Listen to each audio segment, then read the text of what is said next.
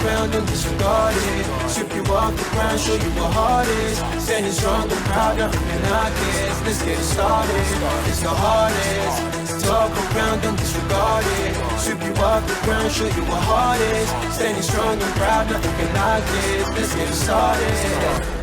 Yeah, get your boots ready. We're about to go on a trip where we wrestle, nobody settling or calling it quits. You're here for the grit, betcha this stuff is amazing. You're stumbling? Welcome to the bump in the apron. Step into it, the hardest part of the ring. Here to bring fun, yeah, in this art he is king. It's the best thing, making sure you don't tap out. Don't go soft with the hardest podcast out. And it's not just another one, it's clear.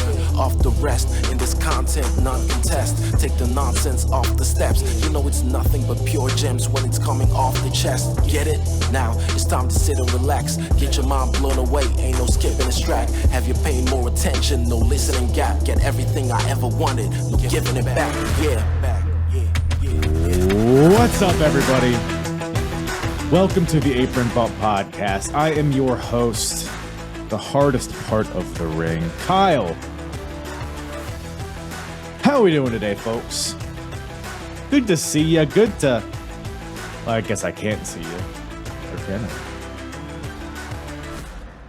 Well, we got some TNA to talk about. TNA Final Resolution 2007. Woo-wee! Making our debut in the year of 2007 for TNA. Is it a good year? I don't know. In my head, this is like peak TNA, right? But this show is not it's not a great start. Look, there's some good stuff on this show, right? But Final Resolution, you got the third match in the trilogy of Samoa Joe and Kurt Angle. We got a 30-minute Iron Man match between the two. If you remember, in previous episodes, both Samoa Joe and Kurt Angle, they've had two singles matches against each other, and each fella has won one. So they're one apiece. This is the rubber match here, and it's an Iron Man match. And if you want to go hear about those previous matches, those previous shows that we've gallivanted through to get to 2007, if you want to hear about TNA in 2004, 2005, 2006, I cover all that jazz. Just go to apronbump.com and go to the episodes tab, and you can select TNA, and you'll find all of the TNA episodes that I've recapped with various podcasts, with various guests, in chronological order, or you can just search TNA and whatever gimmick you're listening or watching this on. But chronologically reviewing the supposed golden era of TNA. But as I keep watching it, I'm wondering, maybe TNA just wasn't that great.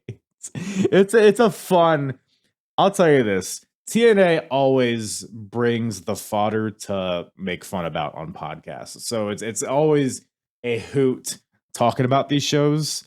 I mean, we got Bob Backlund here, man. I mean, we got I'm trying to, I don't want to spoil too much here, but there are some segments here on this show where I literally, I sat down and I was like, I'm going to watch this show in one sitting. We're just going to watch it. I'm ready for some TNA. Then I watch, I get like a third of the way through the show and I'm like, I need to stop. I need to walk around. I need to go for a walk. I need to go get baptized. Like this is a lot. This is a lot, but I mean, the NWA title's on the line in the main event. It's a rematch from the previous show. Brought up Joe and Kurt. We got that Iron Man match. We got AMW has just split, so we're starting to see where each guy is going as a singles. We got a lot of questionable characters, a lot of questionable finishes. I think we should just get right into it because I think the episode will speak for itself. But it is a very TNA episode. It is very clear that this is 2007 Vince Russo TNA. I'll just say that. But there is some good stuff, and we'll get to it. And we'll get to it with my very special guest, Scott from It's Mr. Scott on YouTube. Joining me on the show. Was a great time having Scott on for the first time. We will definitely be doing this again. It was a good old time. Old sexy Paul Giamatti over there.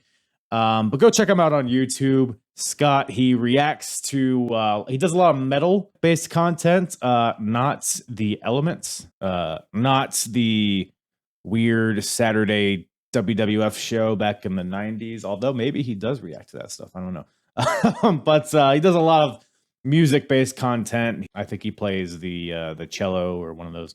No, it does a lot of metal reaction videos.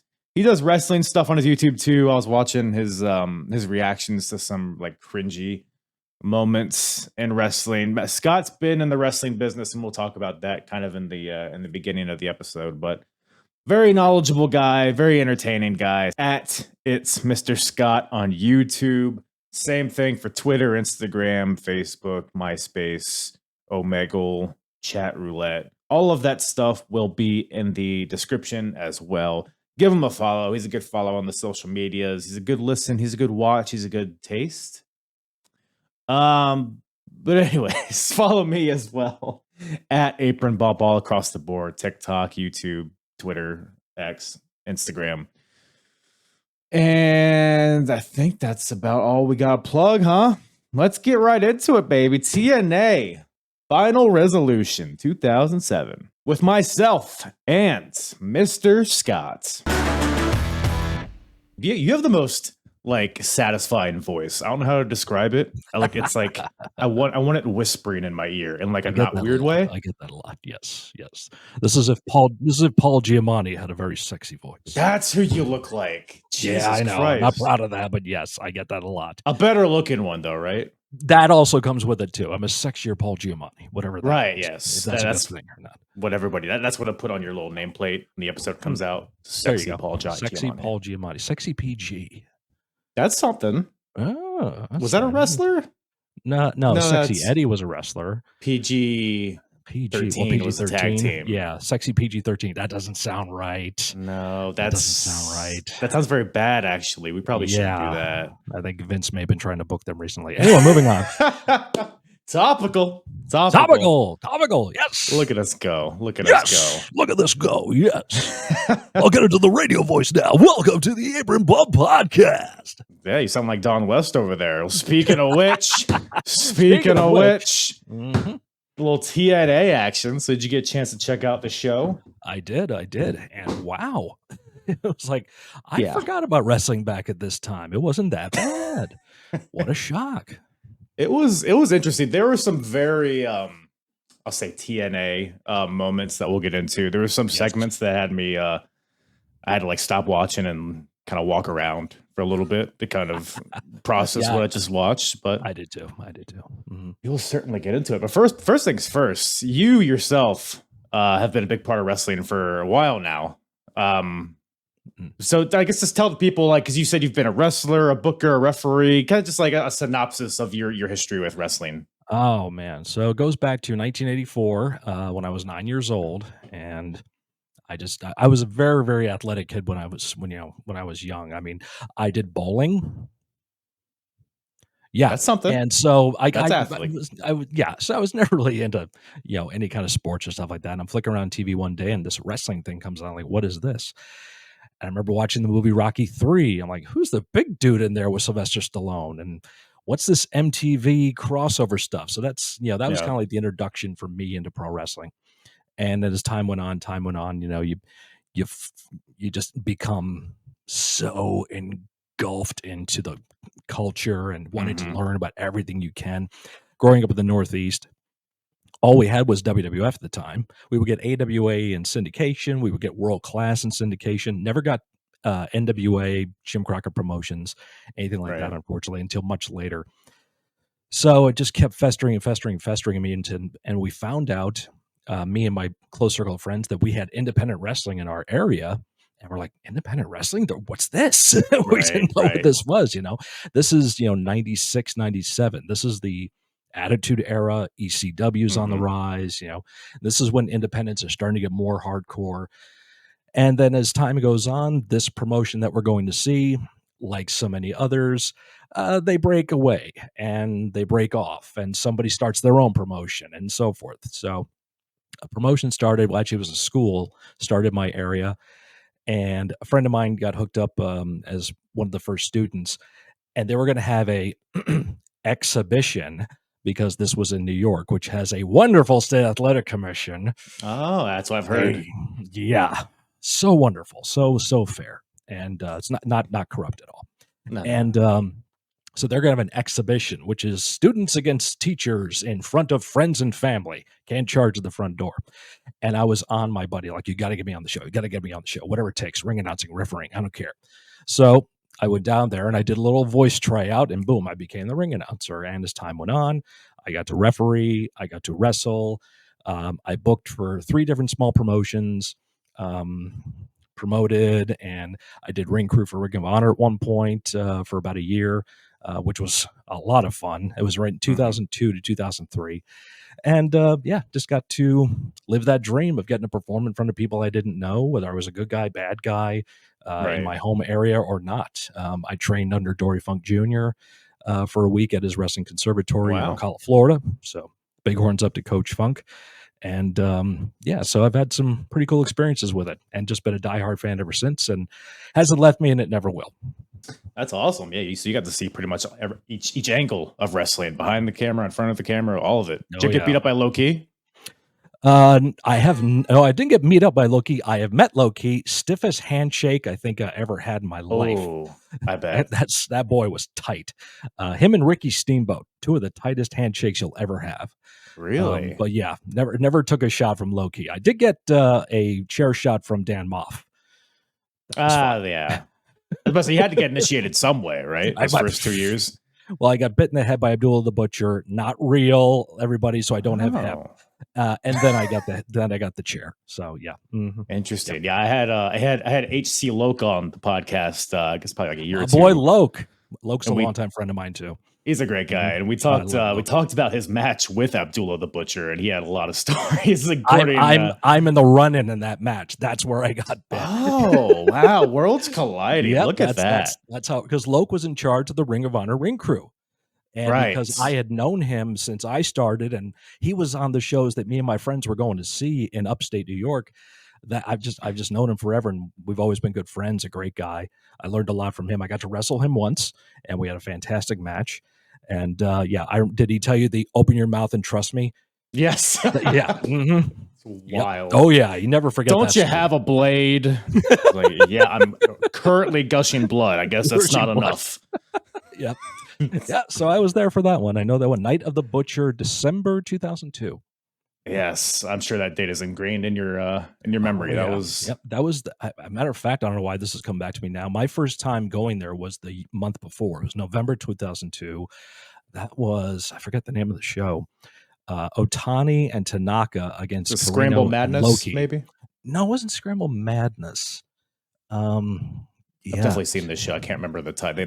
All those Murphy Rec Center shows kind of blend together in my head. Yeah, they do blend together. But it was Carino, Low-Ki against Otani, and Tanaka was the last match of the main event.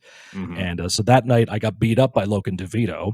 And then the next show got bit by Abdullah, then the headshot. Then there was a second show in December, which I don't know if anything happened to us that night. We were always just fodder for whoever needed. You got a night off. So yeah. So we got a night off that time. So you. It was crazy. I do have a story about Scramble Cage Melee if we get to it later on, that's the night Teddy Hart was there. Yes. Yeah.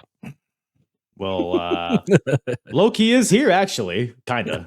Hey! He's present. I'm sorry, Senshi. Senshi is here. Senshi. Mm-hmm.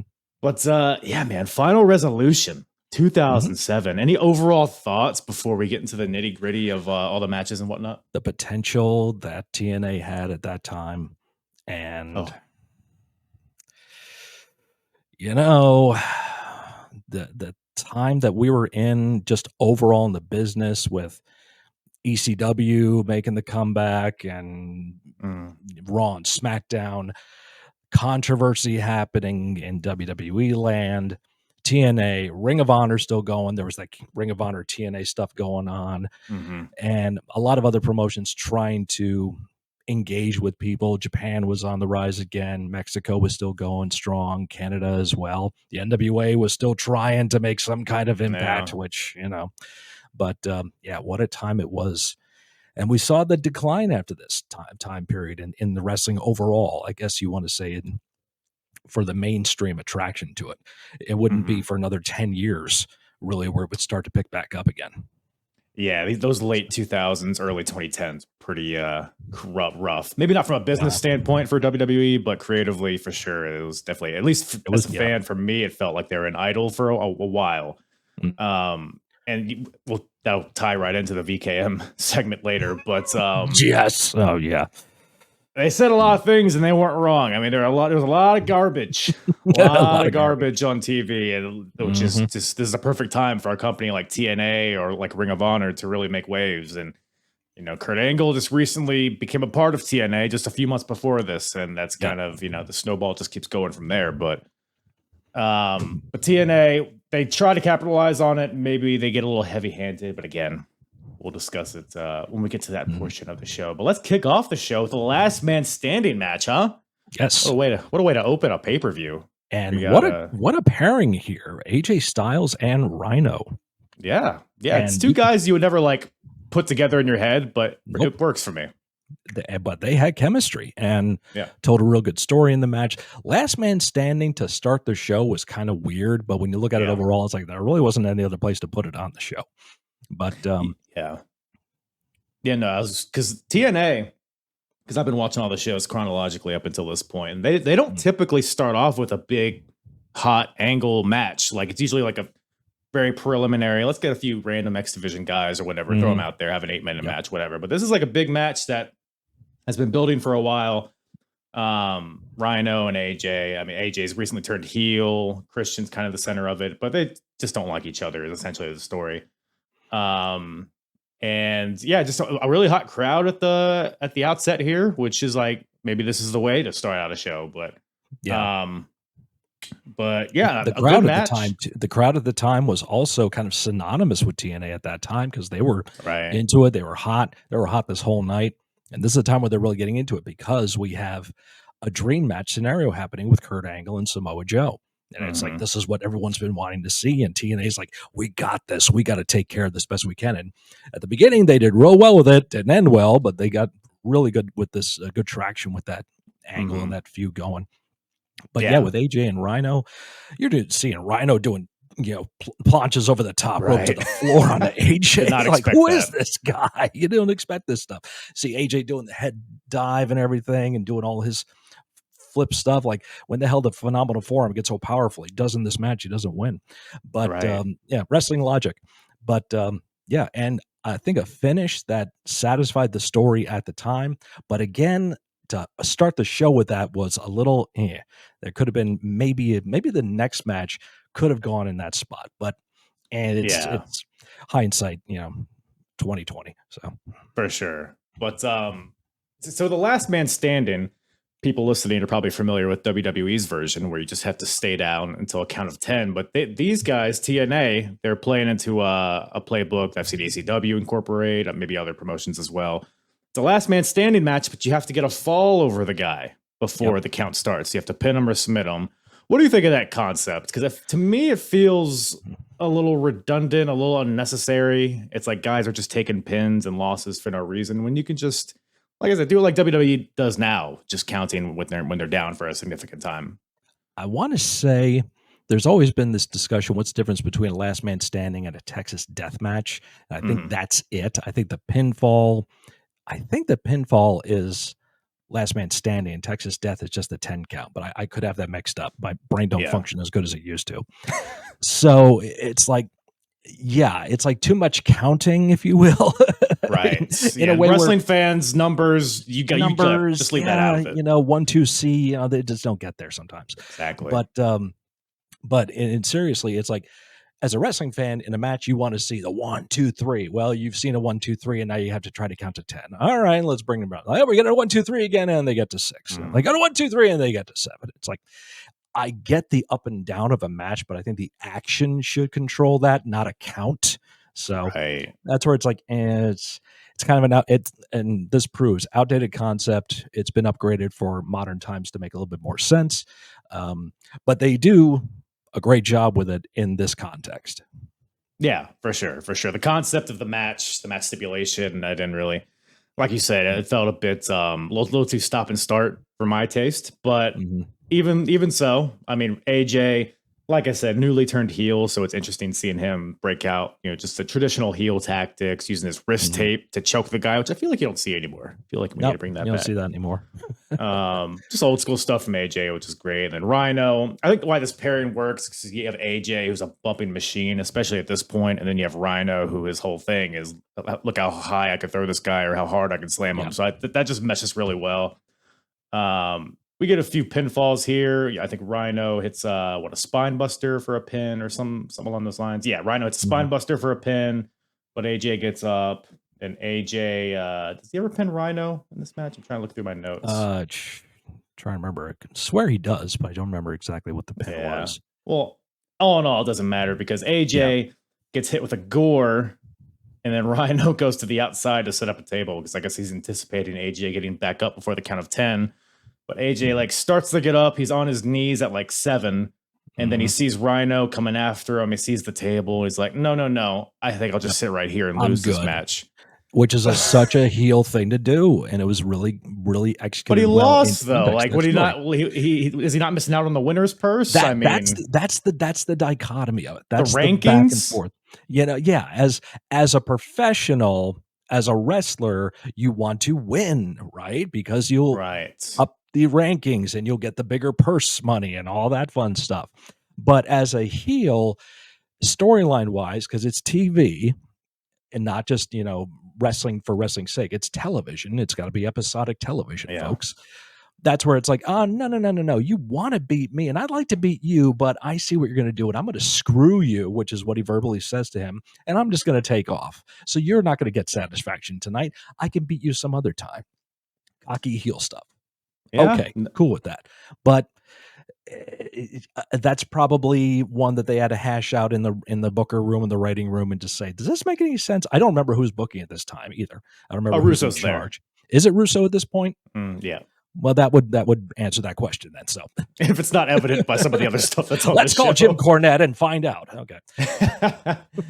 Oh man, but no, yeah. I don't know if I could point. swear on here too. I could totally get. No, into yeah. Cornette Please, thing, please but, do. The more, the better. There's my cornet. That's a good cornet. Thank you. It's like he's on a roller coaster or something. But I like it. But this finish made me mad, so I guess it worked. The micro impression, not to beat this dead horse. The micro impression of Jim Cornette is this. Well, that's it. Wait, why was that the best? That was like the best, quickest impression of all time. I like it. There you go. Do it again. Well, I'll just have you that. just recorded soundbite. that, didn't you, for a bit? Yeah. Yes, soundbite. Yes, I'll I'm break the it king out of later. sound bites. There we go. That's why I brought you. That's why you're here. That's why I'm here. Yay! So yeah, solid match, at least in this context, to start the show up. So, well, AJ's still alive, according to Rhino. Rhino grabs the mic after the match because, of course, he's not too happy. He's a Rhino after all. He says, "I may have won, but you're still alive." And then he chases him to the back and finds him eventually. They like cut to like the commentary. They're running down the match, and then they cut back to him fighting back through the tunnel. Rhino eventually knocks AJ down, gets a table, sets it up against the tunnel to gore AJ through it into the tunnel with the horns. yes. But AJ gets out of the way, and Rhino just gores his silly little self through the tunnel and comes out in the losing end of this encounter. So, Yes, a silly goose, I would say. That's Rhino. Gore gone bad. That's it. That's it. That's the title of the show. It should be. But Rhino is a great guy. I got to have him on one of my shows back in 2014, I think it was. But yeah, Terry's real nice. He's a real nice guy. I Still think going he at was. He was. I don't want to say this 100%, but I think he was a germaphobe. Didn't shake hands. He did the fist bump thing.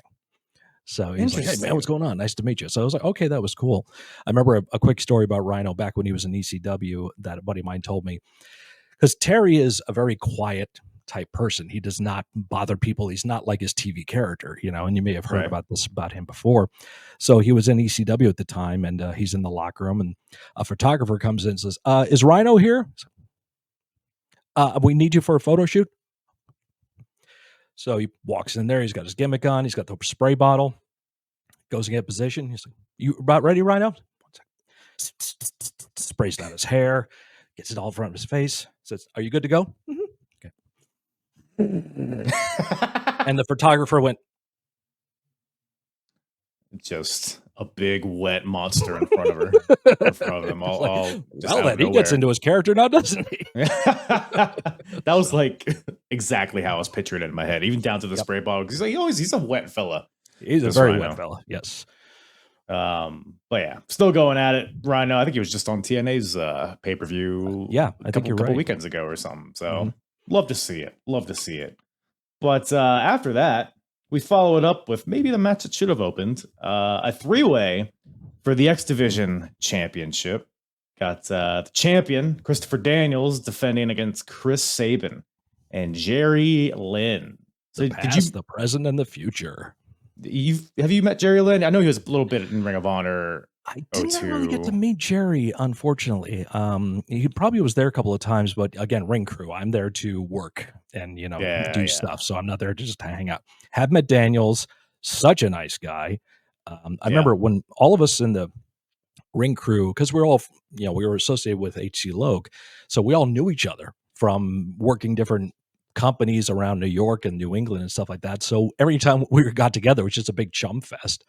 Right. And we would sit in the locker room. They would let us sit in the locker room back at the old Murphy Rec Center there, which was downstairs, this big open area. And we, the ring crew guys, all just be off in the corner, on the side, just kind of hanging out there.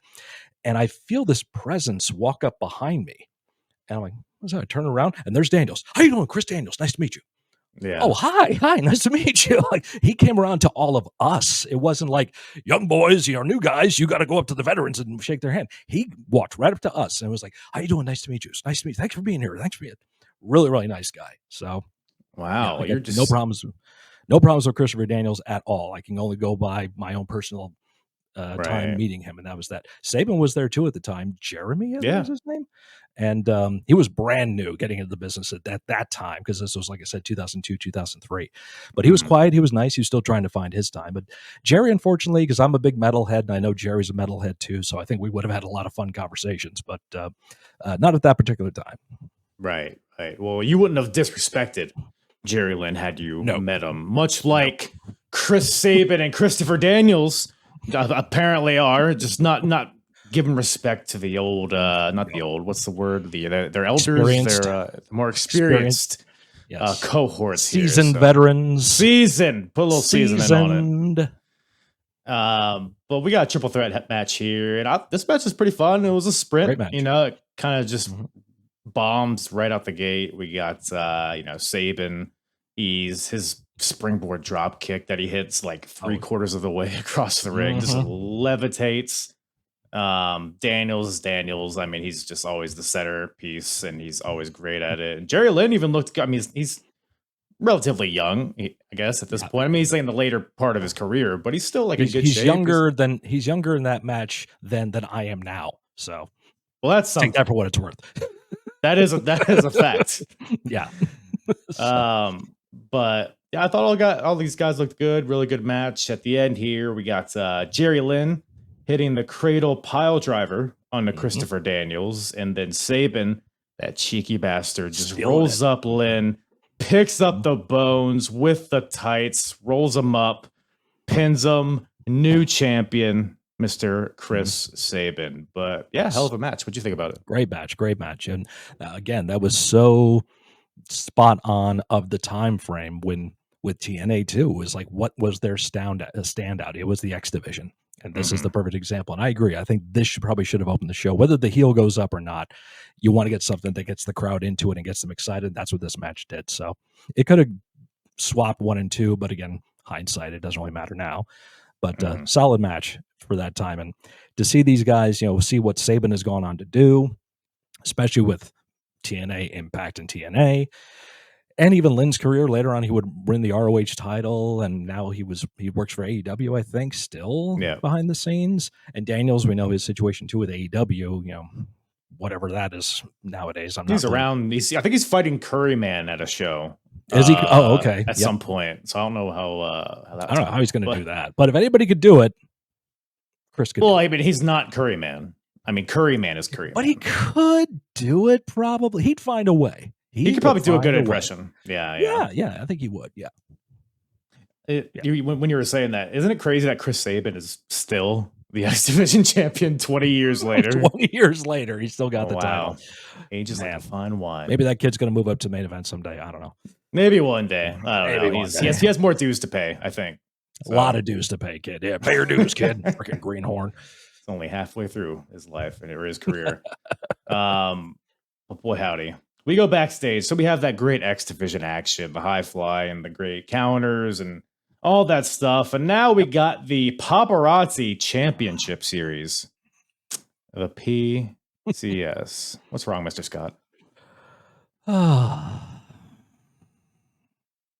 I fast forwarded through some of this. How dare you? How dare you? I know. Well, let me lay the groundwork here. The PCS. It's a coveted tournament.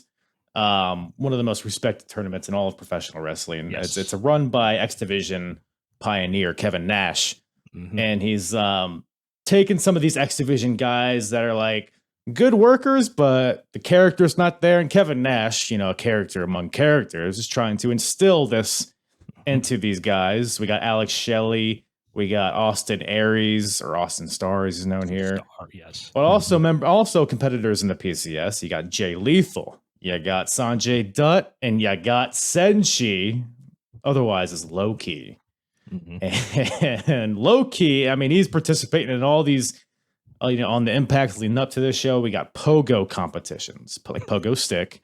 We got poker competitions, push-up competitions, limbo, musical chairs. We're building the X Division here, and Kevin Nash is helping these guys along the way learn the ways. And we have come to the finals, which is Austin Starr versus Alex Shelley.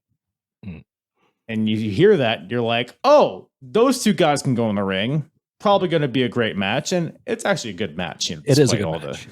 Despite all the shenanigans.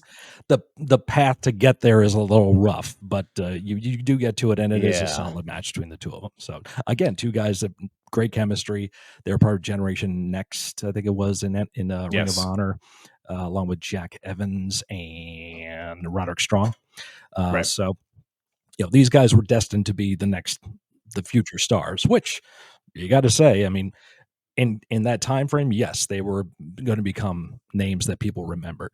Austin Starr, Austin Aries, he's got a little thing. Yeah. He's got a thing going on there. Alex Shelley from New Japan, Time Shifters, and then coming back to the States and still rocking it at TNA to this very day. Yes, still. At the top of his game now, too. Was just the world champion. Yeah. Yep. Dropped it to Moose and all that stuff after they did the belt switch and have gone back to the TNA branding. So, you still got, regardless of what they did at that time, they still had stuck with it for quite a amount of time. And, Shelley has gone on, Jay Lethal's gone on, Sanjay Dutt works behind the scenes.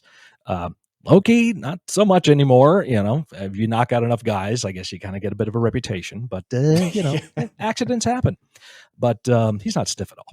But no. And so it's just a thing. The Nash thing, you can see why they're doing it. They're playing it off the vanilla midgets thing that Nash was infamous for saying.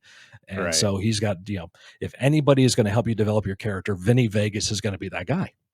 Of course. Oz is going to show you how to make it in this business. Steel? Oh my God. Steel was money. He was so much money. What was he in the Ninja Turtles movie? Punisher? Super Shredder. Super Shredder. He's here to show these kids the way. But I mean, you're all correct. You're right in saying all those things, but it seems like you're trying to ignore the judges, Scott. Oh yeah, the judges, because this is not just a normal match. I'm such a plebeian about that. I apologize. I was about to say that, but thank God you did. Right there, we're right there. See, we're on the same wavelength. That's why. It's a 10-minute time limit match, but if 10 minutes elapses, if it elapses, it goes to the judges. And who are the judges? You may ask. Well, we got Bob Backlund here. Yeah, that guy. He's here, and for whatever reason, he's probably the most competent judge because the other two are Samoan Joe. When that guy came out, I thought it was me. Oh my God. Did I get booked in the show? I mean, you would be better. I mean, this Samoan Joe, when he was announced, that was probably my biggest laugh of the entire show. That was just fantastic. Yeah. But also, and I quote, big fat naked oily guy, or is he big oily fat guy? I forget. Big fat naked oily guy. I think that flows better than big oily naked fat guy. Big naked fat oily guy. Big naked fat oily guy. Yeah, I think that works better. Yeah, either's great. It's got to have a cadence to it. We got to sell T-shirts here. Get merch going. Look at you, this guy knows the business. He's always thinking. Right. Always. But yeah, you brought it's a great match. We have all these guys. They're ringside. They're at a table. They're taking notes. Fat oily guys eating Doritos because he's fat. Do you get it? Do you get it? You get it? Do you understand the joke? This fucking company, man. By the way, should be said, it's a spoof on the naked oily guy from WWE because they're making fun of DX. Big Dick Johnson. I knew he had a name. Yes. How disrespectful of me. I just called him the other big fat oily Which I guy. think he was one of the writers too. I think he was one of the writers on SmackDown. That's why he was there. What did he write where the punishment was like? Obviously that segment. So hey, I have an idea. Oh, that's it. He just wanted an excuse to be oiled and naked on the show. You can be like a big fat oily guy. We'll get you on there. That'll be great. Oh, boy. Man, Vince impressions make me very unsettling now. Very unsettled. They send a tingle down my anymore. We're not doing it anymore. Just keep your pants down. If I get really pissed off, I'm pulling out my Terry Funk impression, which is boy, we got to get there. We got to get there. If Terry Funk shows up here, I mean, you just never know with TNA these days. You never know. But yeah, these two guys, like you said, they were both in Generation Next, so there's obviously the innate chemistry there. Really refreshing kind of style here because Shelley's very chain wrestling based, but with the fluidity of being a young and semi-high flying guy, and Austin Starr. I mean, goddamn, pal. Say what you want about his personality, but his in-ring style, he's the most explosive wrestler I think I've ever seen. I mean, he's just incredible. But the match, wouldn't you know it, time limit draw. We got Austin Starr, he locks in Shelley and Camel Clutch, and then the time rings or whatever the hell. But Kevin Nash, look, the road that we've taken to get here, we can't just end in a tie. I mean, what we just gotta not have a PCS champion? I mean, that'd be silly. We got to have it. So we say 5 more minutes, Kevin Nash says, which my question is, why not just make it a 15-minute? I don't know. But we got the bell rings. We restart the match. A bunch of quick roll-ups. They're trading. They're countering. And Shelley ends up coming on the winning end here with a roll-up in like 10 seconds after the bell. It was very quick, but Alex Shelley wins. He wins the trophy, and I guess he wins Kevin Nash's love, I guess. That was also an element. Yes. Yeah, they're all trying to, because Shelley in particular was really close to Nash. They were all, in paparazzi before this whole thing, and Austin Starr's kind of gained some of Kevin Nash's his eyes. He's kind of looking at him like, oh, maybe this is my new boy toy. This might be the guy. Yeah. So, but Alex Shelley wins. The trophy is presented. The other competitors come out. But yeah, I mean, there's some post-match. There's some post. Well, don't forget the pre-match too. The highly awkward pre-match between Nash and awkward. What was awkward about it? It was just about Backlund getting introduced. He clearly had a plan of what he wanted to say. Clearly. Yeah, I don't know what you could think was awkward about it. Nah, yeah, you're right. I mean, I probably read the room wrong. It's just one of those things. He could have had a flashback to MSG. That was 8 seconds, and man, it really just I blame Bob Backlund snapping on a buddy of mine because we actually went to a autograph signing that Bob Backlund was at, and this was 94, 95, something like that. And it was before that, excuse me, it was 93. And my friend brought a picture to Bob Backlund to sign, and it was a picture of Bob Backlund in a Camel Clutch. So we think when Bob saw that, he snapped. We always blame my buddy for doing that. So yeah, it's his fault. Did he put good work, Scotty? Clutch? I hope he put him in or a chicken wing at least. Yeah. I mean, come on, he can't just get off scot-free like that. Yeah, you make him Bumble. Oh, like the dating app. You make him go find love in a really inconvenient way. Okay, I see. See, there's the generation gap. I'm thinking of Rudolph the Red-Nosed Reindeer, but yeah. Those Bumbles bounce. Different bumbles. Kids out there have no freaking clue what I'm talking about. Yeah. Moving on, we've talked about this segment longer than it already was. No. We are not done. Don't you try to shoot on through this. Austin Starr is upset. He's been screwed over by a man who Austin looked at as a father figure of sorts, perhaps. And he says he didn't come to TNA to do all these games, to do all these shenanigans, to wear the tassels, whatever the hell. And he looks over at Low-Key because Sanjay, Jay Lethal, Alex Shelley, they're like, no, fuck you, bud. But Senshi's kind of there, neutral, as Low-Key is. Hey, what do you mean? Whoa, I don't even know what company is this. Is this Ring of Honor? No. But Austin Starr is like, come on, Senshi, let's go. And Senshi, you don't tell Senshi what to do. So then they fight, they scuffle, and then Bob Backlund, it's like talking about this Low-Key and Austin Aries having a segment, and then all of a sudden Bob Backlund comes out of nowhere. Like that just seems like a thing that didn't really happen. But no. Short story So surreal. short. Austin Starr and a chicken wing, and very bad night for that fella. Very bad night. Yep. No trophy and broken arm or neck or whatever the hell. Well, we got the patriarch of the Canadian Destroyer up next. We got Petey Williams versus James Storm, who is accompanied by Gail Kim. So, I mean, what did you think? I mean, so the build up, I guess, before we talk about the match itself. AMW, one of the biggest tag teams in TNA history, has come to an end the weeks before this.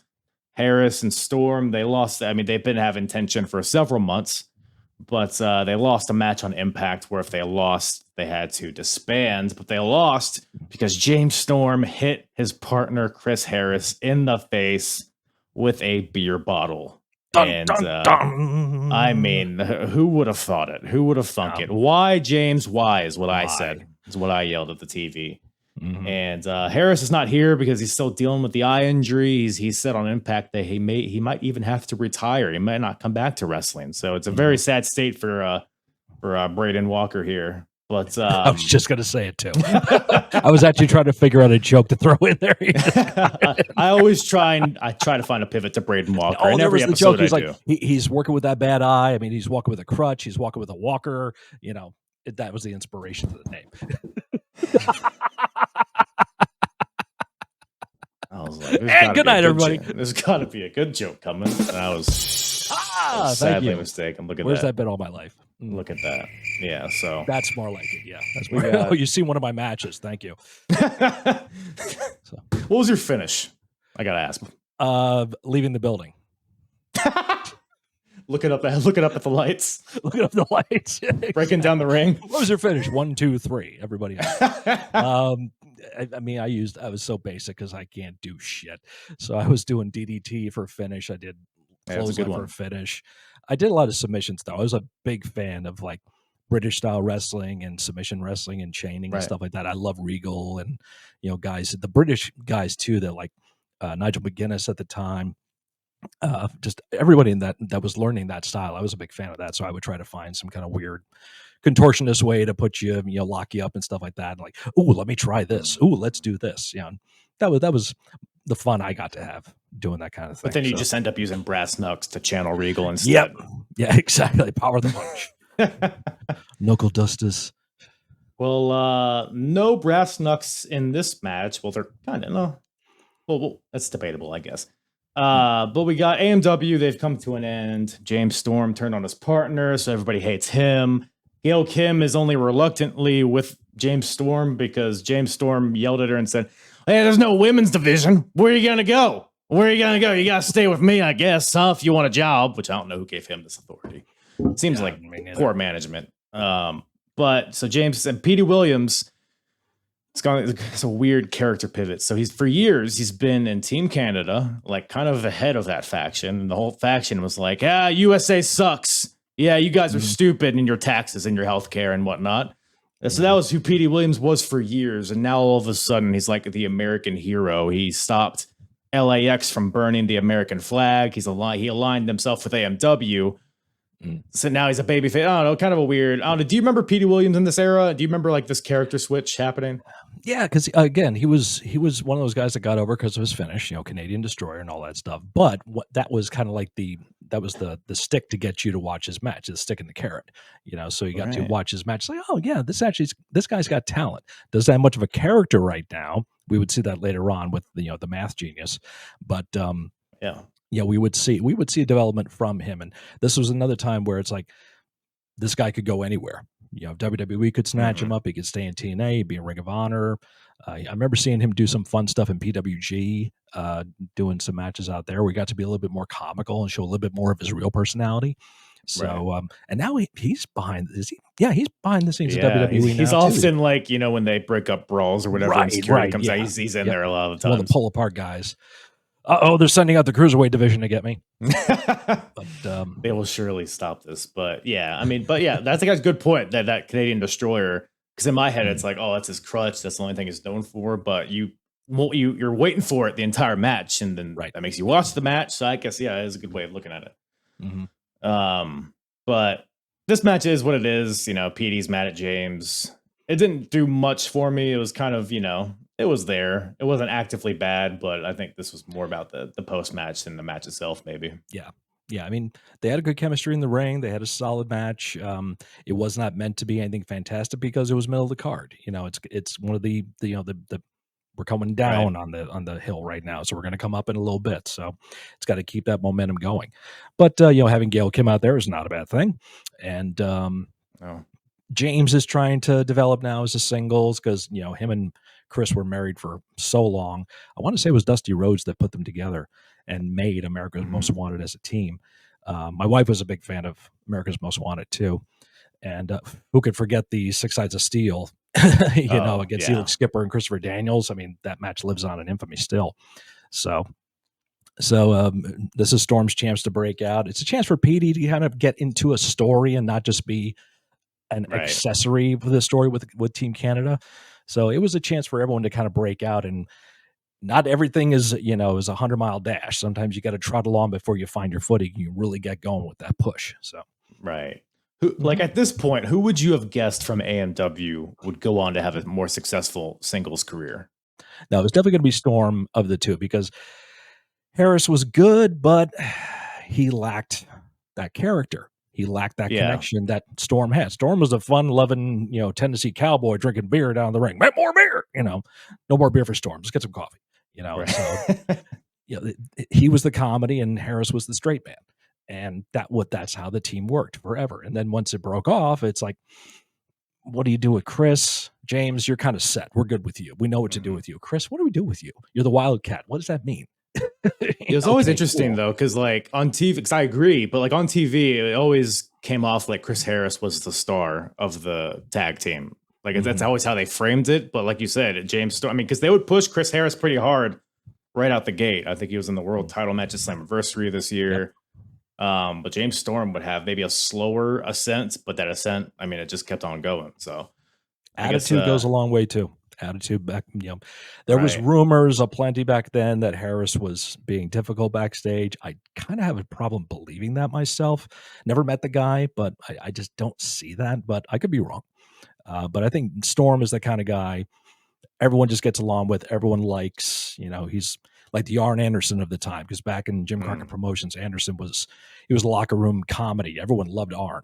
Tully was a professional fuss budget, to quote Jim Cornette. So. Whoa. That probably would be the dichotomy here. The same setup. Everyone loves James. Chris is kind of take or leave.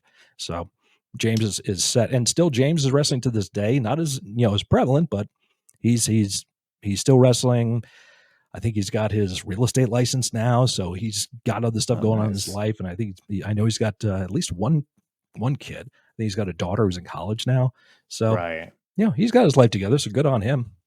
Harris, you don't hear much from anymore. And that whole Braden Walker thing we joked about earlier was the big thing. Yeah. Clothesline. Knock, knock. Like you said. So what a time. What a fever dream that was, it feels like.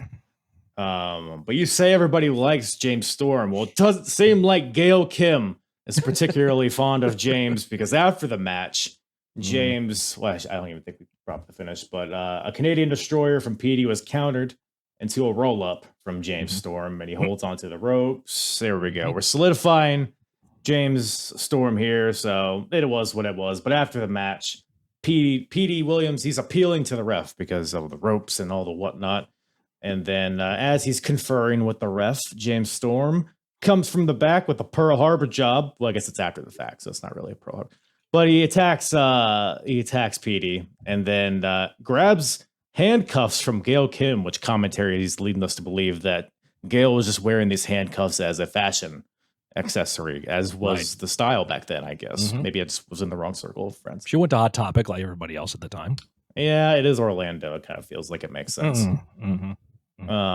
But so James handcuffs Petey to the second rope in the corner and grabs his beer bottle as if he's going to hit Petey Williams with it. Gail Kim stops him. She says he's had enough. He's had enough. Please stop. So James Storm grabs her by the hair and goes to hit her with the bottle in her face, I guess. But she low blows him and starts attacking Storm. But who makes the save? None other than Jacqueline from WWE, the former cruiserweight champion. Yes. Is here and attacks Gail Kim and seemingly aligns with James Storm as they do AMW's finisher, the death sentence, with Gail doing the leg drop portion of it. So very interesting debut. I wonder if the concept of a women's division is in the works. Maybe that's why they're bringing a Jackie, or just to have another valet. I don't know. What do you think about all this? Well, you think storyline wise, it's okay. They're trying to like cram like 3 weeks worth of TV into one match. They could have broken this up, but they just wanted to hot shot it. And if Russo's in charge backstage, there's your answer why they're doing this.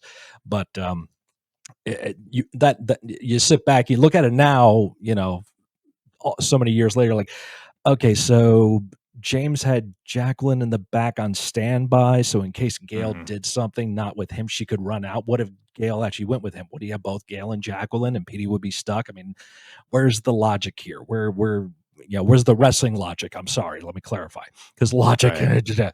So where's the wrestling storyline going here? And there's a lot of questions to it. Why, is it, as you said earlier, why is Petey the guy that's all of a sudden being all gung ho American and right? So a lot of questions. Why is that? It's like the going from one extreme to the other, but it's definitely. I guess it kind of prompts intrigue in your mind a bit. It's like, why is she here? So maybe you'll tune in, to your point from earlier, to give you a reason to tune in to Impact, the Spike TV. Right after. What was the game show with the Japanese guys? You know what I'm talking about? I know what you're talking about too. That Extreme Challenge. Yeah, I can't remember the name. I don't know. Everybody knows what we're talking about. But I remember roller ball or whatever that was in him after ECW. What a time! TNN. What a time! Well, what a time. A time also. 2007 was also a time, and 2007 is where we have VKM, who are out next. The Voodoo Kin Mafia, not the other one. Not the other one. It's just happenstance that this is their acronyms. Of course, for people who are unfamiliar, Road Dogg, Billy Gunn, they have formed a new, they've renamed their tag team VKM, and they've been poking fun directly at WWE, not through metaphors or whatever. And they're just, hey, this is why your show sucks. I'm going to yell it into the camera for several minutes. Yep. And they did silly little segments on Impact of that they went to a WWE live event. So they're basically like replicating what WWF did with DX, kind of invading WCW. So I guess they're trying to tap into that a little bit. I don't know. Any memories of VKM? Any thoughts on them? I just remember this being a bad time for both Brian and Kip. They were not in the right headspace. They were having their problems. It's been documented. I'm not saying anything out of school here. So they were just bitter. They just wanted to vent their frustrations. They needed somebody to blame. So we're just going to take up the time on this show's pay-per-view that they're paying us to just completely talk about the other company for about 10, 15 minutes now. It's okay. It's cool. It'll get buy rates. Yeah. It just did not make any freaking sense other than them just venting. And that's where management has to step in and said, nah, guys, we're not doing that here.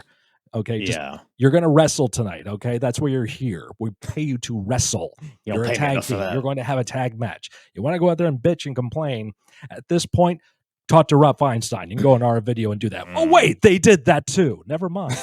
So the wrestling business is as a whole, man. It's, what a treat.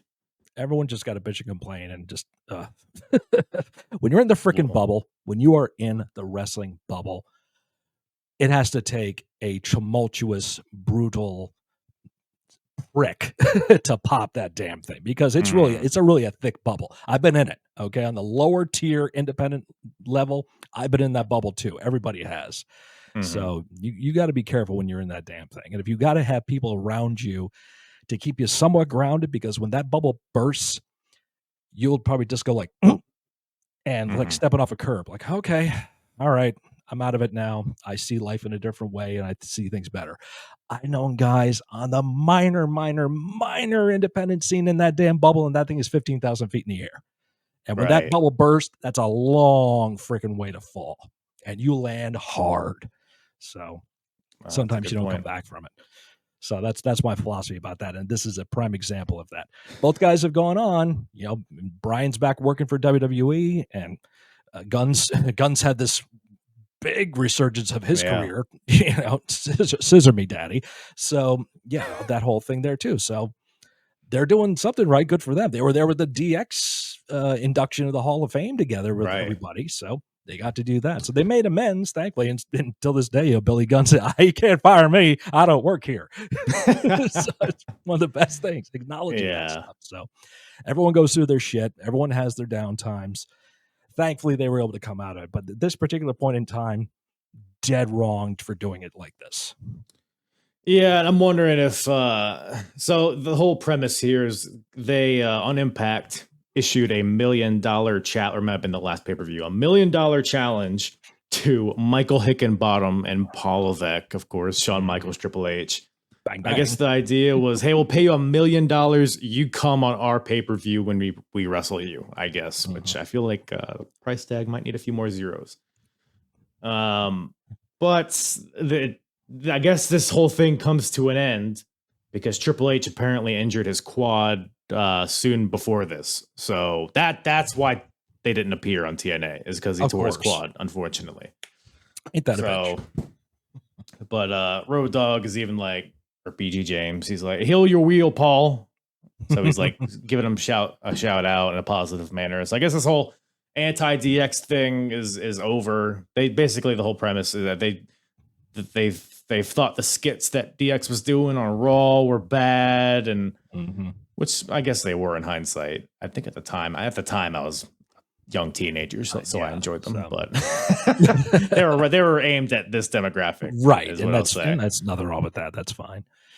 But it's BG James. He keeps brings up the K-Fed thing where he beat John Cena on Raw, which is something I forgot happened. But yeah, I forgot that too. I was like, oh my god, that did happen. Jesus. This is that timeline, and I guess they had the celeb lookalike match, which I meant to look this up. Is that the Hillary and Obama? No, that wouldn't have been 2007.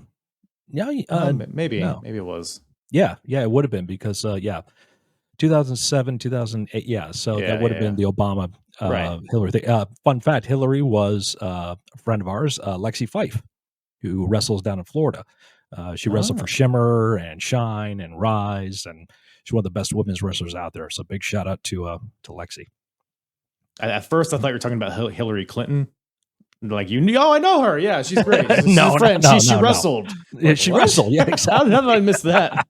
She's under a mask. Sorry, no. Yeah, her and Chelsea were a hell of a mom-daughter tag team. Yeah, I bet. Yeah, because Seaman Pow and Wow and Now and How and all that stuff. What could have been? What could have been? And look, the VKM, they keep running down WWE, saying that they've declared victory because of their creative was bad. So that means they BG win. James and Kip for James. them. This is half the segment, and this is the less stupid part of the segment, because then Christy Hemme comes out who to this point had only been used as like a backstage announcer. Like there's no character, she's just in the background. So this is a very bizarre, just right out the gate. Like here's what this lady's all about. Mhm. So VKM, they've been talking about, hey, me and Billy were the foundation of DX, not Triple H and Shawn Michaels. And then Christy Hemme comes out because why do you guys never bring up China? Like, why would they? Are they going to challenge Why? China to a match? Mhm. I mean, Chris Hemme is in tears. She's hysterical. Like she just watched her mother get stabbed backstage and ran out here. Like she is Yeah. not a happy camper. No. She's saying, "What? Because why don't you bring up China? Because she's just a woman. We're all disposable. You men think us women." Which I'm saying this now, and after the news I heard earlier, is maybe she's not wrong. Maybe somebody, maybe Yeah. somebody. should Great have heard timing this. on this one. Yes. Yeah, man, this will be a couple days after the fact. People will forget, right? No one will remember it by then. No, something else will happen. It'll be after the Royal Rumble, you know. So Yeah, exactly. It's all about that. So So this is all bizarre. I mean, it is Very, very dramatic, bizarre. over dramatic. Some may say there's a "We Want Wrestling" chant in the crowd, which is the second pay-per-view in a row we've seen that. So it's like, maybe is anybody listening? Does anybody have their ears on listening to the show? Mhm. But Hemme says that we deserve respect as the crowd chants boring at her. This is just very 2007. Very 2007. Yeah. And Yeah, if wrestling fans out there was a time where women's wrestling was not as welcome as it is now. Pretty much at this time, all you had was Shimmer. You had Yeah. the Shimmer promotion, and those ladies were kicking ass, but it was hard for them to get work anywhere else besides like internationally. You get them in Japan and Canada and Mexico and England and stuff like that. But yeah. in the States, especially on television, didn't draw, didn't bring ratings, they thought. So they didn't care about them back then. I think the reason is, I mean, Kip James explains why women weren't wrestling anywhere else is because they're only good for two things. Two things, yeah. And that So was the mentality. Was the two things sucking and dick, or was it just sucking dick and then something else? Because I didn't hear the second one. Yeah, I forget what it was. I thought he was going to intimate that, and then Brian cut him off. Yeah, it So, seems about I mean, making babies and doing all that stuff. Typical male chauvinist type stuff. listen here, you little slut. Yeah, Which is an actual thing he said. I mean, Yes, this it is was. just so crazy. This is wild. And then Hemme slaps him, of course, and then there's a pull apart between Billy Gunn and Christy Hemme on a pay-per-view. So and of all people in the middle, Road Dogg is trying to be the voice of reason. Voice of reason, yeah. The guy It who is, said "suck it" and would do the stretch Armstrong and do the little hump thing to your ass right before he give you the Right. finish. Oh yeah, he's the guy who's the voice of reason. Okay, guys. You can always trust a Road Dog. Well, Always trust him. Watch them. weirdly enough, I don't even know if that's the part of the show that annoyed me the most. I think it was this next match. We got the NWA tag titles on the line. We got the champions, LAX, the team of Hernandez and Homicide, taking on Team 3D, of course, Bubba Ray, Devon. Brother Ray and Brother Devon. Thank you Oh, very man. much. I hope they don't hear this. They're going to take this down. Brother Devon, Brother Ray, they're here, and they are. This is their first foray into challenging for the NWA tag team titles because they wanted to work from the bottom when they got there. So they've, beaten other preliminary tag teams. They sent the Naturals pack in, I guess. And it's got a little personal on impacts because, 3D is like, look, there's only one team left, and that's you, the champions. And then LAX attacks Spike Dudley in the ring, which, for context, people, this is around Christmas time this happened. So Spike Dudley was dressed as Santa Claus and throwing presents into the crowd. I would not open that. But then LAX took out Santa Spike. They beat up Santa Spike in the middle of the ring. And then Team 3D, they come back and they take out the LAX manager Conan. So it's a little tit for tit we got going on here. Now we got a tag title match. What do you think about this match? I guess the match itself. And it was as bare bones basic as you could get for a tag match, and there really wasn't anything special about it. It did fine, and everyone hit their spots and everything. I thought Homicide and Hernandez were a great team at that time. There were two guys that were just kind of put together as happenstance, and they were both in Ring of Honor too at the same time, so they kind of had known each other from there. And then you put the two of them together, and they did really well. Homicide could work with anybody, especially back then. He was, one of those big king of the indie type dudes, and a good guy too. He was real nice. And Hernandez is cool too, a really nice guy. And the Dudleys were, Team 3D, say they're going to sue again. There you go. They were the established tag team, and they knew what they had to do. They're trying to build this. They're not going to just glom them, take them all out in the first shot. We need to build this up and get to a point where people want to see this happen. So for that case, that's why you get the finish we get in this match, which I believe we will get to. I'd rather not, to be honest. Moving on. Here we go. Well, I mean, I guess, first of all, everybody's still recovering from that previous segment. So the crowd is very much down at this point. I don't know if they were ever really be able to brought back, I guess maybe Joe and Kurt, but Bubba's wrestling in a t-shirt and jeans. What do you think of that fashion choice? I kind of did that, so but it's like it's not like wrestler jeans, you know what I mean? Like these look like he just got them at the mall, and he's got like a new t-shirt. It just looks like he's a guy on the street, not like a hardcore wrestler. Also, he's basically doing the McFoley thing. He's got the flannel, cut off thing going, so he's doing that at the time, which I think was a rib because. Not a rib, but I think it was an acknowledgement because 2 years earlier at the One Night Stand pay-per-view for ECW and WWE, Foley said that people called Foley a dime store version of Terry Funk, and he always thought that Bubba Ray was a dime store version of him. So that's why Bubba was wearing the flannel just like Foley was. Right. But I like it. But him and Devon, way to go on that natural development, dude. It looked fantastic. A lot of chicken breast. A lot of chicken breast. Oh, so much chicken. Yeah, a lot of creatine. But they were trying to build. They're trying to build the story and get there. So, because they've been around the business, they do the business. One of the best tag teams of all time. That cannot be denied. Sorry, folks. But with this match, you're not going to get the big blow up because it's not that time yet. So it's going to be as basic as you can get. And then we have the chicanery to make sure that the Team 3D doesn't look weak, but the other guys keep the belts. Right. No, yeah. I mean, like you said, the match is what it is. It's very generic. And I guess to your point, we're not trying to blow our load right away. We're saving. We got to edge a little bit and we'll get there. But Homicide and Bubba, they have a fun little moment where Homicide spits his gum at Bubba.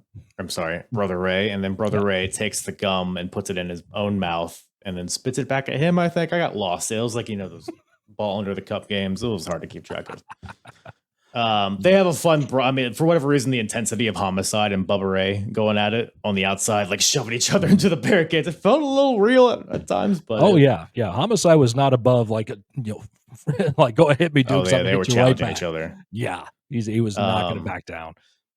We get the classic Dudley Boy stuff, the wazza headbutt. We get the 3D on Homicide. But before they can pin Homicide, I think the ref was distracted at some point. I don't know. It's TNA. Who cares? Santa Spike comes back out. Spike Dudley apparently still hasn't taken his Santa outfit off. And I guess he's now acquired a drinking problem all of a sudden. Comes out there with, was it like a Smirnoff? You recall? It was like I think it was like a mini Smirnoff type thing. It's probably weird like schnapps or some kind of stuff. It was the holiday season, so That's what they had lying around in catering. I guess it's the only choice they had. Yeah. So I guess Spike Dudley is drunk, so he comes out and goes to the top rope and does a splash onto Homicide, but the ref sees this and DQs the Dudleys because their drunk half-brother came out dressed as Santa and got them DQ'd for no reason. Thoughts? That's what brothers do. Yeah. Especially if you're Dudley or a Team 3D brother thing, buddy, half-brother set. A 3D. I think their last name is 3D. Their last name is 3D. Okay, so yeah, when you're a 3D bro, that's just what you do. That's just what you do. Hey, my buddies are getting beat up. Hold on, I'll be right back. This is gonna be fun. Oh, look, I look like Santa Claus. I like this. This is pretty good. Were you a member of the Dudleys? Red-nosed reindeer. Yeah. So yeah, he just goes out there. Hey and ding ding ding. So, I guess we're extending the story. We're not going to win the titles on this pay-per-view, I guess. Maybe Hell we'll wait no, for. please. This I ain't don't Bound know. for Glory. Come on. Maybe never. Yeah, it's the only one that matters. Yep. But something that was bound for glory was this next match. Hmm. We finally get something a little tasty to digest. We got a 30-minute Iron Man match to be the number one contender to the world title. We got Kurt Angle versus Samoa Joe. Mm. Ooh, match of the night. I think it's Match match of of the the night, right? night. Absolutely. Yeah. I Mhm. think it's pretty safe to say, but I will say that I was happy to see, because the feud had gotten kind of Russo-fied a bit on these impacts, because at first it was just straight sports style, like, I don't like you, you don't like me, we're gonna fight. That's what's gonna happen. And the previous two matches, because they've had two matches at this point, they've each won one. But Joe won the second match, which put them at 1-1, and Kurt, who had previously said, we're not fighting more than twice, this is gonna be it. So naturally, when he loses, he kind of blows a gasket. He's beating up people backstage, and he demands a rematch from Samoa Joe, but Joe doesn't want to give it to him. So what does Kurt do? Well, he finds a random woman, holds her hostage, holds her ankle hostage, As an Olympian would do. as he's here to wrestle. Mhm. Real wrestling. Hey, let me find this tomato backstage and hold her at ankle point. So but Joe's in the ring. Kurt, this is on Impact leading up to this show. Kurt is on the stage with this woman. He says, I'm going to break her ankle if you don't give me a rematch. And Joe's like, fine, okay, all right, just chill. And then Kurt's like, well, I'm going to break her ankle anyway. So he breaks her ankle, and then he's dead. Mhm. So that's why we're here. But Again, they kept those shenanigans out of the match, though. Sometimes the trip to get to where you need to go is rough, but sometimes the experience is great after the fact. So that's It's all what you about the get friends here. we made on the way, right? Right. So. Yes. Mhm. But the match is, so it's Iron Man match. So naturally, you're going to get several falls. But I like how they did it here. It's similar to, I don't know if you remember, the Ultimate Submission match between Kurt Angle and Chris Benoit from 2001. It was kind of similar to this, because like that one. a guy would lock a submission in, and then the guy in the hold would tap quick to preserve themselves so they could finish the match and ultimately score more. So I like that level of psychology here, because Joe and Angle are doing the same thing. It's ankle lock versus the choke, and I thought this match built really well, and it was a relatively clean finish, which I was surprised. But I thought it was a really fun match. Which kind of goes, but it also, at the same time, it duplicates two other matches on the show. It duplicates the storyline of the opening match, Last Man Standing, because you're going to have multiple falls, and it duplicates the PCS match, because there's holding a hold until the time limit runs. Wow. So there's that's a good point. There's those aspects to it too. However, you don't remember that stuff when this match game begins, because Joe and Angle are so legitimate. You believe them. You believe anything these guys do hurts and they can kill you. You totally believe that. So that's where it's like that what I was just talking about is a very narrow focused, that's like the Booker vision of it. Like, yeah, but they're doing this. But you look at the wide picture, like, oh, wait a minute. People ain't going to give a shit about that stuff. Yeah. Once you get these two guys in the ring, it's going to be all them, and they're going to create art, which they did. So love the story they told, like you said, and the great back and forth. The selling that these guys would do for each other is off the charts. This is stuff that people need. Wrestlers nowadays, this is one of those matches they need to sit down, take those notes, and just see how they sell it, and then when it's time to tap, when it's not time to tap, and how it builds and builds and builds till up until the end. Yeah, no, I specifically noted Joe specifically, because he spent so much time of this match in the ankle lock, so he would limp whenever he would do anything, which was very refreshing to see. But I guess, walking through the falls in this match, so Joe gets the choke on Kurt, and Kurt taps right away, because like I said, he doesn't want to pass out and not be able to recover and then ultimately lose the entire match. So Joe's up 1-0, ankle lock, gets locked in on Joe eventually, 1-1, and then another ankle lock, so Kurt Angle's up 2-1. Muscle Buster gets hit from Joe to Kurt Angle, so it's 2-2. Kurt locks in. I think he just gets a roll up on Joe and gets a fall. So it's 3-2 Kurt Angle. So it's 3-2 Kurt. We're working our way towards the end. The intensity kind of ramps up. They go to the outside when, Kurt Angle's like half trying to stall, trying to run down the clock, I guess. But Joe continues after him. But Kurt Angle's kind of taking advantage of the damage he's done to the ankle at this point. He's smashing Joe's ankle against the ring post, making Joe chase him. Ultimately, though, Samoa Joe's able to hit the muscle buster, goes for the pin, but Kurt gets his foot on the ropes. 1 minute left. Joe locks in the ankle lock, but Kurt is able to hold on and refusing the tap. So Kurt Angle wins 3-2. Mm-hmm. But I thought the intensity, especially towards the end there, when it was getting a little more desperate, and I thought it was a fun match. It wasn't an Iron Man match that like dragged on like a lot. No, that's the other thing too, is the pacing of it. Because when they start out, they're going, it's a little bit slower. It's the feeling out process happening in the ring.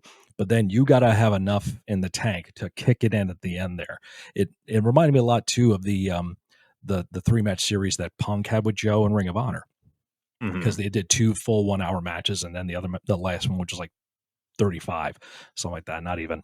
And so you have to have enough there and pace yourself enough to where, okay, 50 minutes in, we got to get going now. Then you got to have enough to really kick it in, because now the crowd is like, you need to get them back in. They just sat there for 50 minutes. You got to pick it up in the ring, and that's what they do here. So that's mastery at its finest about telling that story. So and leading up to what eventually would be the biggest drawing buy rate ever of TNA was the cage match they had. So that's where Joe won the title, right? Yep, I think it was. Yep. And then there was the King of the Mountain match where Joe let Angle win, but we're not going to talk about that. No. But yeah, all leading up to that, just the way they built, like it was like a UFC type thing, because there was 2 legitimate guys, like I said before, that you could believe were going to kill each other, and then you put them in a cage, and it's like an MMA thing, because Kurt's got his feet taped up and his hands taped up and everything. He's going into this like as a shoot. So, and they delivered with that match, and fortunately, they couldn't keep the momentum going. Go figure with TNA, but at that time. But regardless of that, this is the match to watch on the show. Absolutely. Yeah, they've been building Joe so well at this point. The only guy he's lost to is Kurt. But I'm curious, because I don't exactly remember what he does after this, but I think him and Kurt, I guess they still are intertwined, and Joe will be in the title picture, I guess, but we got to find out who Joe's eventually going to face. For the I guess Kurt won the #1 contenders, but we get to it's later down the road. We got the NWA World Title on the line. We got the champion Abyss defending in a 3-way against Sting and Christian Cage. Ooh, a lot of very relevant names still nowadays. Again, to this day, and that's another weird thing about everyone we just mentioned. Almost everyone we just mentioned is still involved. Joe, AEW champion. Sting is still in AEW, still wrestling. I know he's going to be done soon, but at the time of this recording, he's not. So that's happening. And Abyss is working behind the scenes in WWE as a producer. And Christian has had another resurgence of a career in AEW. So it's nuts how these guys are able to extend their careers as much as they are. It's so funny how you run down like how many AEW champions were on this show 20 years ago. It's just yeah, that's crazy. Wrestling, man, wrestling. Wrestling's weird like that. So it's weird for stories like this because we got Abyss, and so the champion, he's with James Mitchell, of course, Father James Mitchell. Love James Mitchell. But we're starting to see a little tension between Abyss and James, because Sting goes to Abyss. He's like, "Hey, pal, I think you're your own man. I don't think this red suited idiot should be walking you around with a leash." And then Abyss is like, "Maybe you're right, Stinger." So it's been this kind of tug of war between Sting and James Mitchell for Abyss's love, and eventually Abyss kind of stands, strong with Mitchell by his side. So, and Christian over here, this slimy rat on the outside, is like, "Hey, my boy Tomko, who is newly in TNA, Tomko knows a secret about you, Abyss." Yep. And it's implied that he did something in prison. I don't know if it's the fact that he went to prison or if he did something in prison. I don't really remember how the story unfolds. So we don't really get any clarification here. He was dating some chick. I think she was sister to Katie Vick. I don't know. Oh, I see. Sorry for Something her along loss. those lines. I Sorry don't for her remember. loss. You know, man, wrestling. I don't know. I mean, Abyss and Kane are pretty much the same thing. So there's probably a Katie Vick equivalent, right? Yeah. Probably Kathy Vick. Katie and Kathy. But this match, this is a rematch of the previous pay-per-view where they had a 3-way match. And that match, I didn't really do a lot for me, and I don't really know if this one did. It was definitely more interesting this match was than the previous match. I'll say that, maybe for better or worse. But I should also mention before we talk about the match, Tomko is in a cage. Because I don't know why you can't just leave him in the back. Maybe just say you're barred from rings. No, we gotta get a cage. Yeah.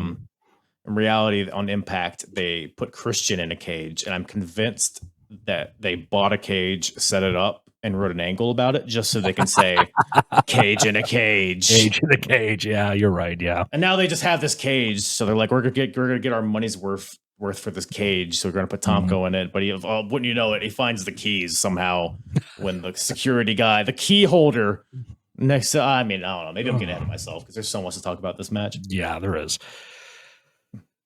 Thoughts, I guess.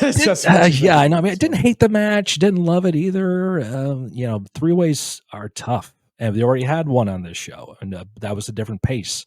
That was a much faster paced matchup. So this one's got the title involved. We have the storyline going.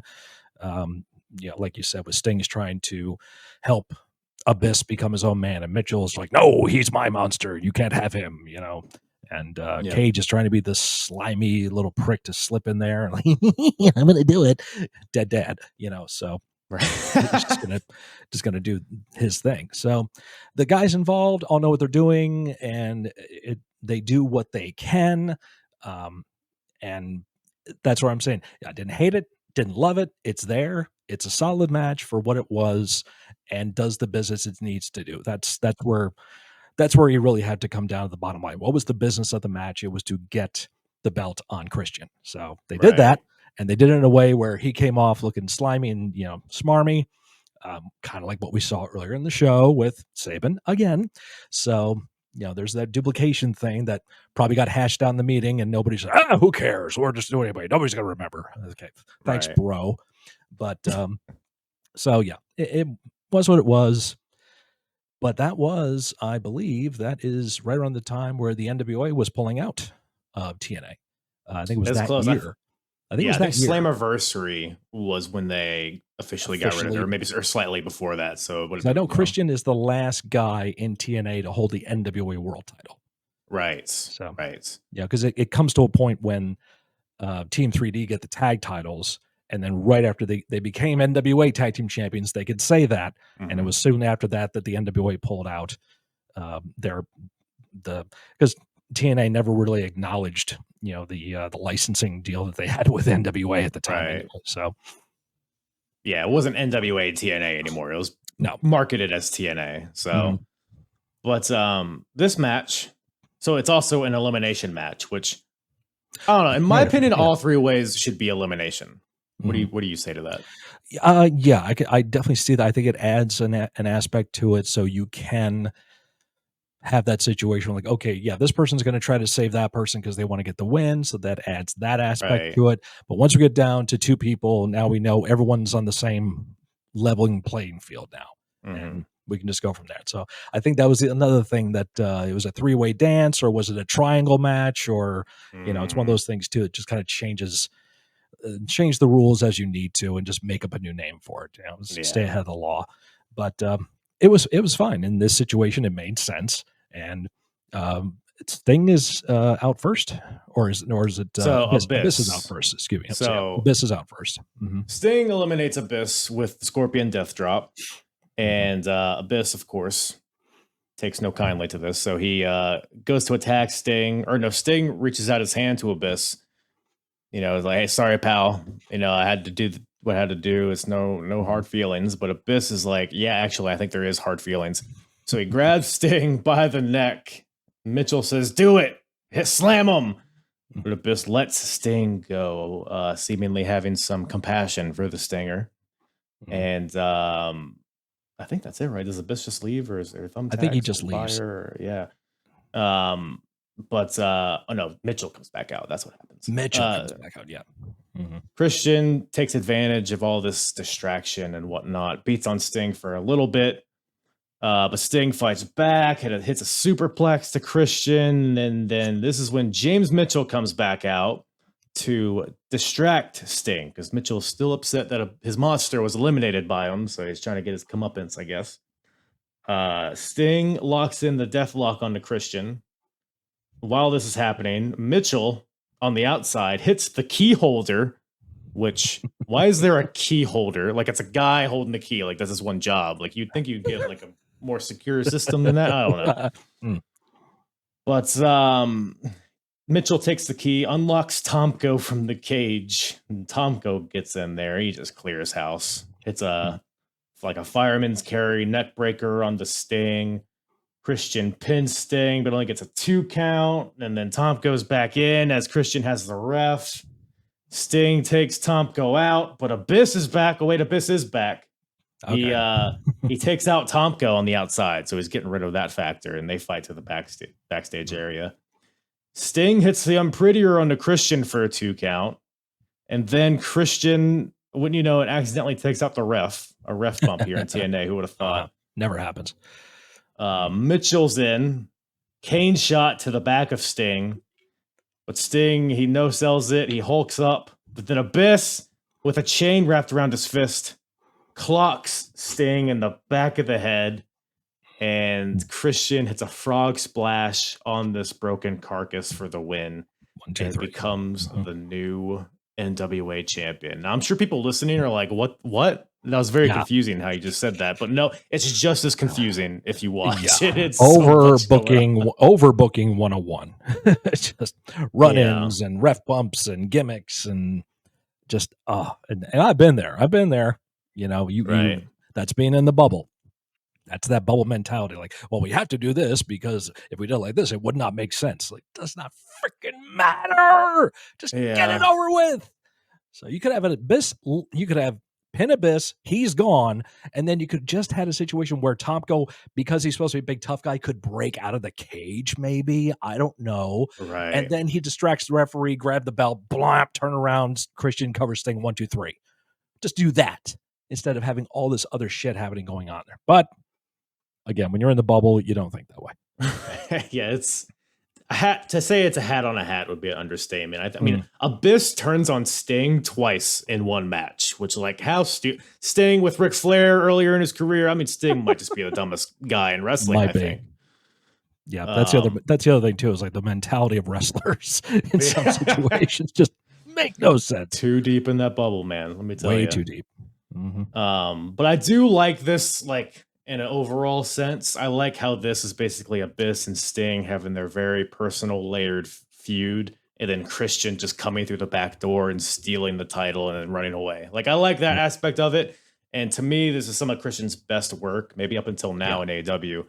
So, and this title wins a big part in launching that part of his career. So all in all, I was fine with it. My guilty pleasure is these type of overbooking finishes, like when Jeff Jarrett would do it, or, you know, previous year in TNA. And I grew up in the Attitude Era, so that kind of stuff's like just second nature to ECW, me. you saw them constantly, especially with back in the day of the Raven Dreamers matches and the Raven Sandman matches. And I mean, those were set up as legit false finishes, because they weren't on network TV at the time, so it made you could do a little bit and get away with it.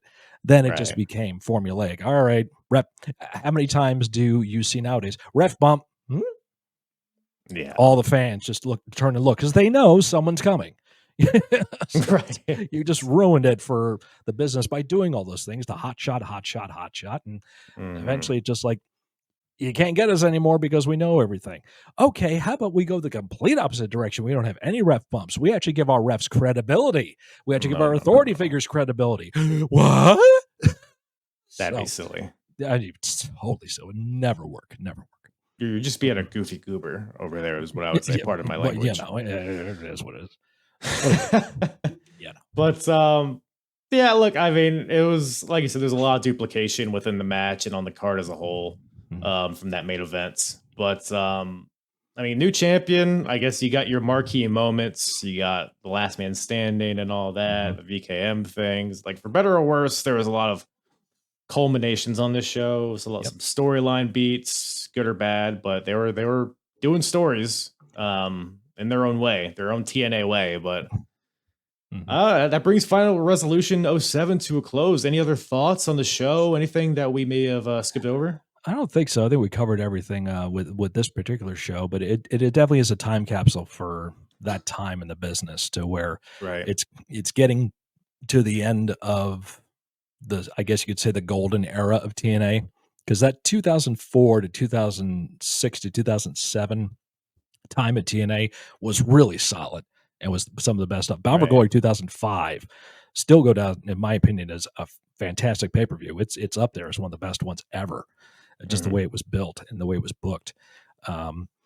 And as time went on, there was changes happening backstage, as they always do, and there's power struggles and there's drama, and also this time too, it's like WWE is trying to snatch up talent. TNA is trying to bring them in from Ring of Honor. Ring of Honor is just trying to survive at this point. So it's a weird time for the business to see what's happening. But this show was not something I think that was like to be cast away. It's a good show. It's not a great one. It's not fantastic. We don't do stars. Sorry, we don't do that. Not Meltzer. But definitely, you watch this show. You watch it for Angle and Joe, and you can watch it for the X Division match, and various other little things. You don't watch it for the PCS thing. You don't watch it for that. You don't watch it for the VKM thing either. And you don't necessarily have to watch it for the main event. So, but it's good nonetheless. Yeah, I think it's kind of a good like representation of what TNA was in this time period, because you have like the really good wrestling and then the opposite, the absolute opposite of all those things. So it was lots of highs, lots and lows, but look, you can't get off scot-free. But speaking of Scott, Mr. Scott, appreciate you coming on. Appreciate you checking out the show, coming on, talking about where can everybody find you and look at you and listen to that sultry, sultry voice in there. Thank you very much. Thank you very much. You can find me on YouTube under It's Mr. Scott. I do reaction videos on there, mostly to reactions to metal. I am the middle-aged metalhead, so that is my thing.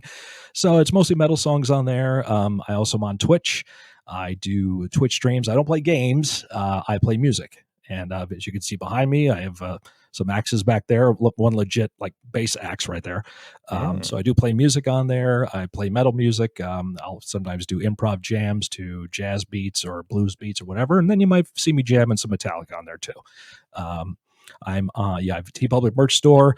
Quick shout out to my boy Doug Hills, who I've known for about 20 plus years. He designed this t-shirt, the Island of Relevancy t-shirt that was sold a while ago. Nice. He's designed a lot of t-shirts for WWE. You might be wearing one right now. You don't even know it, but yeah, Doug Hills, find him and give him some love. He deserves it. So you find me on TeePublic merch store. You find me on Twitter, Instagram, and TikTok, all under Mr. Scott. I do a lot of stupid stuff on there too.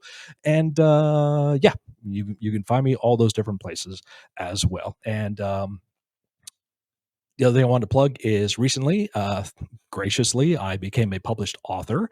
I have a story that was published in an anthology. It's called Stranger with Friction issue 9, and it is available on Amazon. You can pick it up. It's only like $10. My story, 7 Souls to Hell, is featured in that book. So, you can check that out if you like. So the one thing I've left to do in my life is to be on a movie, and I'm trying to do that. So if I could be on a movie, I've done the recording thing. I've been in bands. I've done the wrestling thing, and I've gotten to be a published author too. So I want to get in a movie someday, but we got time for that. But this has been a lot of fun. Thank you so much, sir, for having me on here. Appreciate it. Hope we can do this again sometime. Appreciate it. Yeah. Well, maybe we'll talk. I'm a musician too. I play a little bass clarinet, so maybe we could, do a little duet. A little guitar and bass. Absolutely. Absolutely, dude. You can run distortion through that, can't you? I haven't played in like 10 years. I don't even remember how to. Bass clarinet's the most annoying instrument. I don't know why I chose it. I don't know about that. I don't know. What's the most annoying instrument, Scott? Most annoying instrument is probably what's that thing they do in the South? Doing, ding, doing, ding, ding, doing, doing, doing. That thing, that mouth thing. Well, what thing? Sorry, I think you cut out. Could you do it again? Oh, sorry. Did I cut out on you like that? Sorry. Yeah. Test 1 2. Check 1 2. Testes 1 2 3. It's that thing that the Southern bands have. They have the thing in the mouth going, dang, dang, dang, dang, dang, dang, dang. Yeah, that thing. I don't remember what it's called. I was just gonna see how many times I can get you to do that. Well, hold on. So it's like dang, dong, dang, dong, dang, dong, dang, dong. Yeah, I'm gonna walk out. You just keep doing that for Okay, about 2 no problem. hours, and then I'll come back. And we'll let's stop go. on the- Once again, thank you to Scott for joining me on this lovely, lovely episode. It was a great time having Mr. Scott on the pod. Go check him out. All of the social medias. He's an author. He's a musician. He's a wrestler. And he's just a swell, swell guy. So go give him a follow. Go give me a follow if you want. If you don't want to, I don't blame you. I think that's about all we got, huh? I think, after this TNA episode, I'm a little... It was a lot. It was a lot, but it was a fun time. TNA is always a... you never know what you're going to get. It's like a box of chocolates, but if you open up the box, there's like a grenade, a dead person's ear, and then some chocolates, and then some delicious chocolates. But there's also like bat feces and a severed porcupine's head, So, but with that, I'll love you. I'll leave you. Appreciate you guys tuning in. Love you all.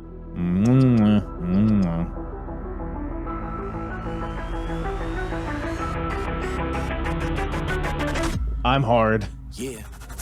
And the hardest, talk around and disregard it. Strip you off the ground, show you what hard is. Standing strong and proud, nothing can knock it. Let's get it started. It's the hardest, talk around and disregard it. Strip you off the ground, show you what hard is. Standing strong and proud, nothing can knock it. Let's get it started.